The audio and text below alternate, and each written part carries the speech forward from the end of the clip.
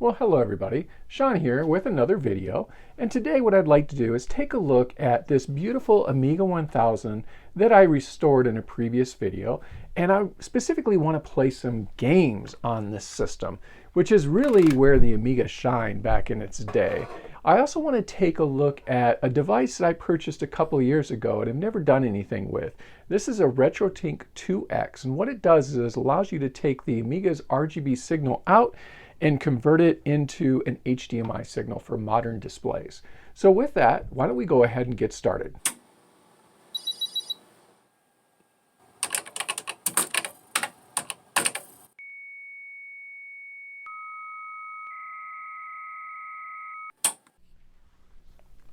Let's take a quick look at the hardware of the Amiga 1000. Here's the Amiga 1000. It features a RAM expansion for 256K in the front, an 880K floppy drive, and here we have the Amiga checkmark. It's the only Amiga to have the Amiga checkmark, and it's also known as simply the Amiga. It features a keyboard that tucks away under the case and a 2-button mouse. On the left side of the computer we have our power switch. On the right side of the computer we have our mouse and joystick ports as well as the expansion port. And along the rear of the computer we have our composite video output, our TV output, an RGB output, left-right speaker outputs, our modem port, a disk drive port, a printer port, as well as a keyboard port. And underneath is room for a gen lock. So here's my software collection. I've got several titles here that are made for the Commodore 64, and a little further down I've got AGA titles. And a little further down from that, I've got some PC titles. Now, down below that, I've got games that work on all Amigas that have 1 megabyte of RAM. Somehow I ended up with 2 copies of Perfect General. Don't know how that happened, it just did. And up here I've got the larger box of Shadow of the Beast 2 that came with a t-shirt. I don't have the t-shirt anymore, but and then down on this shelf, I've got games that only require 512 kilobytes of RAM. As you can see, I've got several games from Psychonosis who made great games for the Amiga, and for the most part, they made their games to run on 512K, even though they had fantastic graphics capabilities. Here I've got some Atari and just a small collection. Down at the bottom I've got some of my Japanese Nintendo games. PS2 games are kind of hidden, PS1 games. And then over here I've got some productivity titles, and here is my dog Locke. So it's just Locke and I today because Mom went off to go meet up with friends. So I'm here making a video for you guys. So here I've got my original RetroTINK 2X. So this is a product by Mike Chi, and it's really nice. So I bought this so I could basically take my Commodore 64 signals. Let's see, what was I doing with that? Oh yeah, I'd run the S-video from my my Commodore 64 MK2 kit by individual computers into the S-video, and then this would then convert it to an HDMI signal coming out. I really like this little box. It's a little bit, you know, kind of homemade as one of his earlier products, but it works really, really nice. Now here, I bought this actually like probably 2 years ago. And this is a RetroTINK. I think it's a 2X. Let's see here. Yeah. So this is a RetroTINK 2X, but this is the SCART model. So this will take an RGB signal in from the Amiga and output it to HDMI.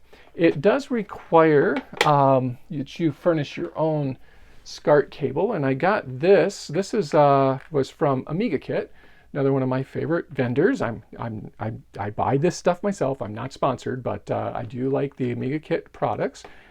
You also need a USB power source, so I've got one of these little guys plugged into an adapter. No big deal. But so that just simply plugs in. Now I don't have any experience with SCART at all, but it's a pretty good format in that it carries the RGB signals as well as sound. So that basically just plugs into the RetroTINK over here.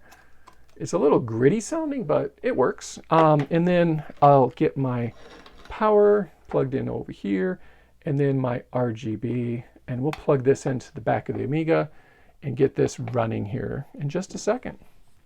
So I'm at the back of my Amiga 1000, and I really like this computer, the way it's laid out. So I've got a composite video output right here, and then next to it I have video outputs like the old Commodore 64, and then I've got the RGB style output that the Amiga has, and then I've got my left-right sound here.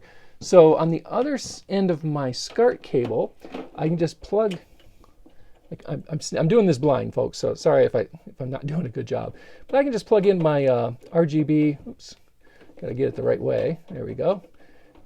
Just plug that guy in, and then I plug my left and right channels in, like so. And I probably got them backwards, but it's good enough for now.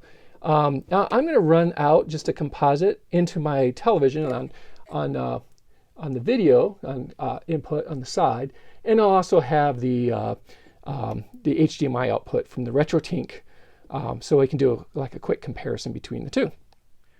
So as you can see, RetroTINK is outputting a color signal. I've got my Kickstart disc here and my beautiful Amiga 1000, which I had got working in a previous video. So let's go ahead and turn it on and see if we're getting a signal, which we are. Now I was playing around with this one earlier. I'm getting a little bit of noise, especially when there's a lot of white on the screen. That probably is the Amiga kit cable that I bought, the SCART cable. I'm thinking it's probably not the highest quality, but I'm not sure if it's the RetroTINK or the cable, but the picture quality is really good. So I'll go ahead and we'll get this loaded up, and we'll take a look at the Amiga in action. So here's a screenshot of my Amiga 1000 outputting directly to the composite video going into my television. And it's not bad. I went ahead and went into the preferences and changed it from 60 columns to 80 columns. And it starts to get a little smudgy in here. Now let's take a look at, we'll look at the RetroTINK and see how that looks. So here's a view from the RetroTINK. It's pretty clean. I can make out the pixels quite well on this. Now, one thing to keep in mind is this television is only a 720p screen, so it's going to have some blurriness to the pixels just simply due to that. But it's a very nice, clean picture. So I'm very pleased with the performance of the RetroTINK. Now, why don't we take a look at some games really quick. Serve the public trust, protect the innocent, uphold the law. So the first game I've got here is RoboCop. This was an arcade game. I just remember it had really cool graphics for the time, but now, I don't know, it's just one of those platform shooters, kind of fun. Now this particular copy's got the hack in it. You'll notice that I'm getting hit, but my power's not going down. So that's about the only way I'd ever be able to finish this game all the way through.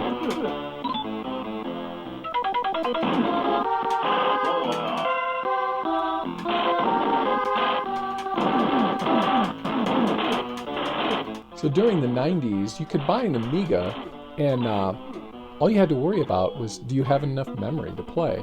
So generally speaking, most Amigas had 512 kilobytes of RAM, but you could go up to 1 meg without too much trouble.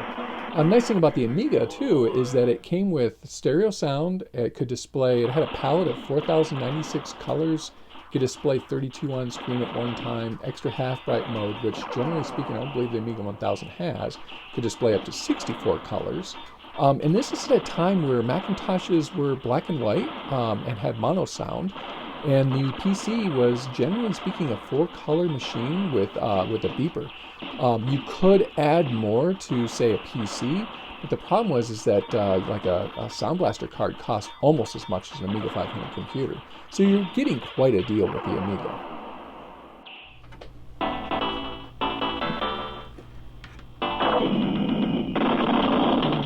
Here we've got Altered Beast. It's another arcade translation from Sega. This game was ported to several systems to include the Mega Drive and the Master System, as well as like the TurboGrafx 16. It was kind of the measure of graphical capabilities back in the late 80s.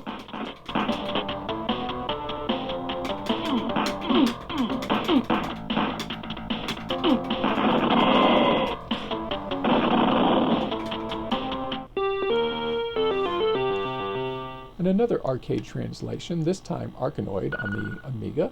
It plays very, very nice and has nice colors as well.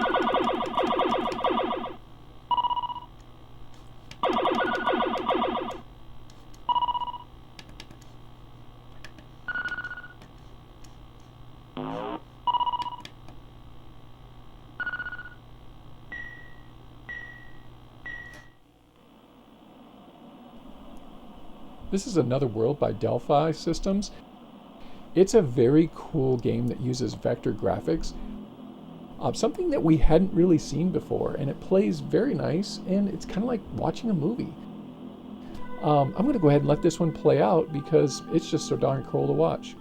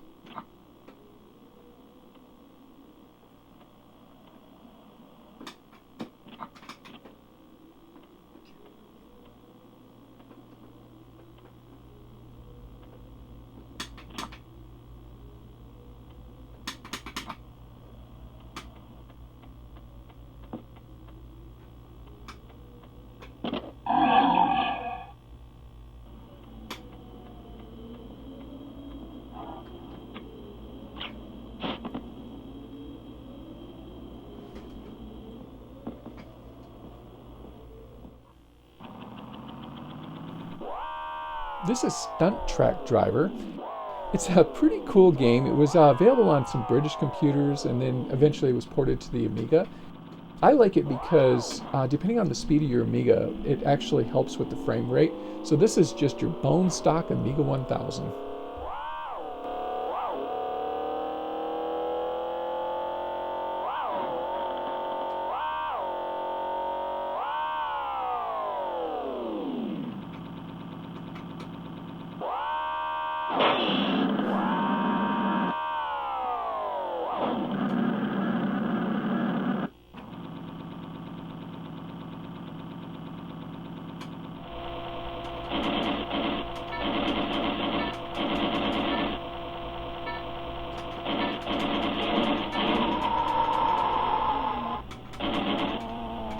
This is a little game called Techno Cop. It's interesting graphics and an interesting gameplay. I don't know if it's really all that fun, but it's kind of cool.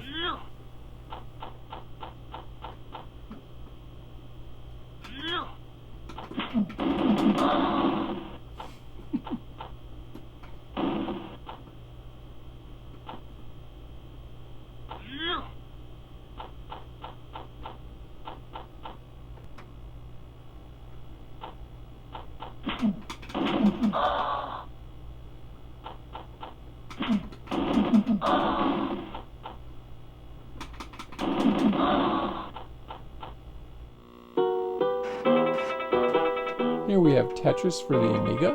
This came out when the Game Boy was the thing, and it had like 4 shades of gray. On the Amiga, we had beautiful color screens and stereo sound.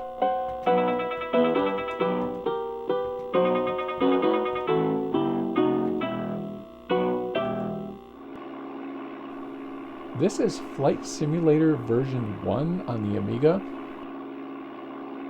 You can see we've got the landscape, there's a bridge and a ship out in the water. We've come a long way since this time.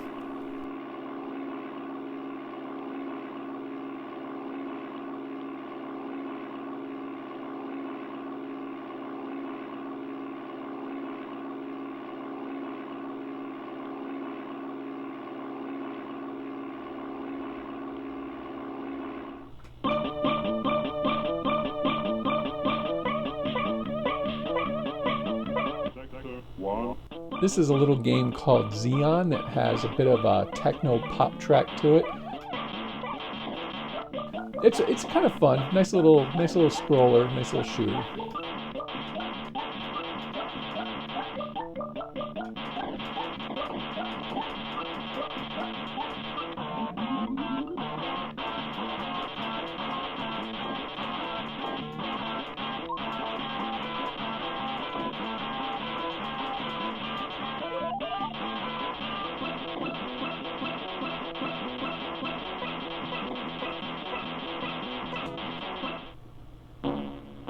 Time bomb is set. And this is Alien Syndrome by Sega. Yet another game to come from the arcade, ported to the Amiga, as well as other systems.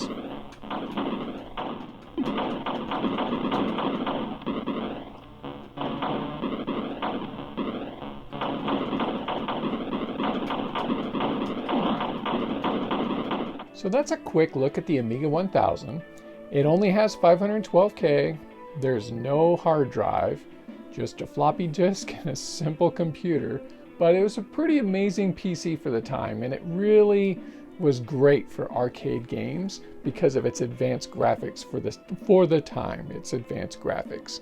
So I hope you enjoyed this video. If you did, give me a thumbs up, and if you haven't already done so, go ahead and subscribe because it really helps the channel out. Until the next video, take care of yourself and goodbye.